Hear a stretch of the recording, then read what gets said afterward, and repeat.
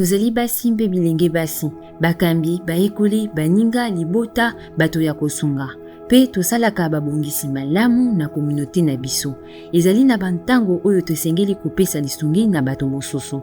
Mbala mosusu tosengeli kopesa lisungi mpe mbala mosusu tozwaka yango. Eza te ntango nyonso pete koyeba ndenge ya malamu ya kosala ntango omoni moninga to moto ya libota azali kokutana na likambo mabe.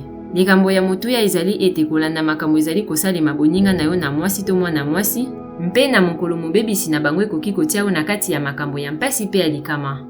Ezali na ntina komona ete likambo nyonso ezali ya kotalelana na yango moko, yango wana ndenge ya kopesa lisungi na moninga to moto ya libota na likambo moko ekoki kobongwana na ndenge mosusu ya moninga akopesa yo lisungi.